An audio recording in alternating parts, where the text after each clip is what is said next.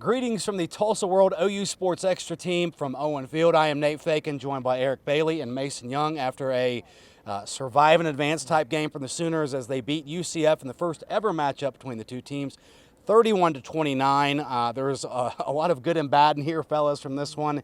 Eric, offensively, what did you take away from this, or what were your thoughts? They were able to score when they needed to. With the fourth quarter, they were down 23-17, and it was kind of reminiscent of needing a score, just like Texas a couple of weeks ago. Found a way to score a touchdown and added another touchdown to get an 8-point lead. Turned out they needed that 8-point lead with what UCF was able to do with the ball in their hands the last possession. Just important for them to find a way to get a win. Like you said, survive and advance. The running game, I think they are what they are. I think that's what it is right now. And to their credit, they found a way to turn out 92 yards in the fourth quarter, kind of wore UCF down. But up until that point, they ended up with 189 total. So 97 rushing yards through the first three quarters. The two running backs helped them get 92 in the fourth quarter, but there's still a lot of work to do in this running game. And we saw it today. They just couldn't struggle. They struggled, and then they found a way in the fourth quarter. That's right, and Brent Venables said after the game, Marcus Major a little banged up, the most we've probably seen of Gavin Sawchuk since the bowl game last year. Another thing Brent Venables said was there's a story behind the glory once you're down the road with a championship team. What did you see? There wasn't a whole lot of glory today, but what was the story defensively, Mason? Yeah, well, I mean, early there actually was a lot of glory. I think in the first quarter, 1.1 yards per carry for UCF offense that came into this game as the number 3 rushing offense in the nation. They were really, really good, and you figured they would run the ball all over this defense, but they didn't. They shut them down for the first quarter.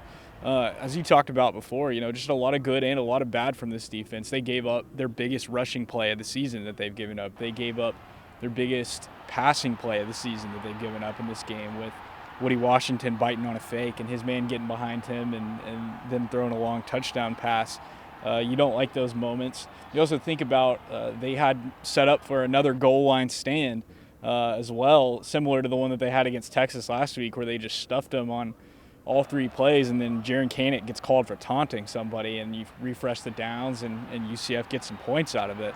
That's the stuff that you can't have happen moving forward. I mean, obviously, UCF was a good team in some regard, but this is probably not one of the better teams in the second half of your schedule. So these are the kind of mistakes you can't make moving forward. But a lot to like as well. You think about Peyton Bowen coming in off the bench and getting a sack on third down in the fourth quarter that shut down a UCF drive, and then Kendall Dolby's play to end it, making the tackle in the flat on UCF's 2-point attempt to preserve the lead. Those plays were huge, and OU's going to just continue to need more of those. It seems like one of those two guys, especially with the success that they've had early in their OU careers, is making a big play every week. That's right, and that's why you've seen Bowen on some midseason All-America watch lists and those sort of things.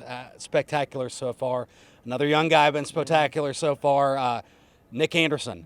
Seems like every other time he catches the ball, he's in the end zone. I was asking about that after the game. He goes, I'm just lucky. I don't buy that. What do you think of him? And some additional thoughts on the offense, Eric? 2 more touchdowns for him. He has 8 for the season. He has 16 catches this year, 8 of them for touchdowns. Had a big 42-yard touchdown reception. He's making plays, and that's the big thing. And this offense really needs a playmaker with the loss of Andrew Anthony last week. 2 weeks ago. They need someone to step up. Nick Anderson can be that guy. And look for him to continue to make strides. I think that Dylan Gabriel is really confident with him, and I think that's the big thing, is the confidence factor. And once you get that, I think that's who Dylan Gabriel felt good with today. We're only going to see this guy continue to make plays. 5 catches for 105 yards today. I mean, he's averaging 20 yards a catch. Shifting back the defense, a familiar scene we've seen around here a bunch through the years is making a play defensively in a 2-point conversion. A couple Tulsa guys, Trey Brown and Bedlam. Think of Stephen Parker against TCU. I think Iowa State was another one of those. What else defensively do you take away from this one? Yeah, I mean, just a lot of room for improvement, right?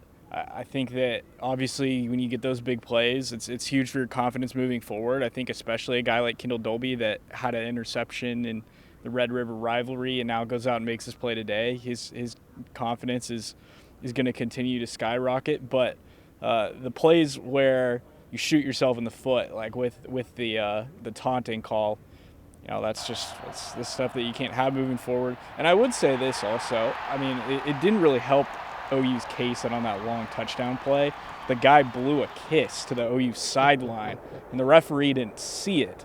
Britt And Minimals wasn't very happy about that, by the way. he was not happy about it at all. OU did benefit from, there was more taunting in the end zone that did get called, but the touchdown stood. And if you take that play away, things look a lot better. To wrap things up, OU finds a way to win. We hope you will find a way to keep watching and reading all the fine work from the Tulsa World OU Sports Extra team.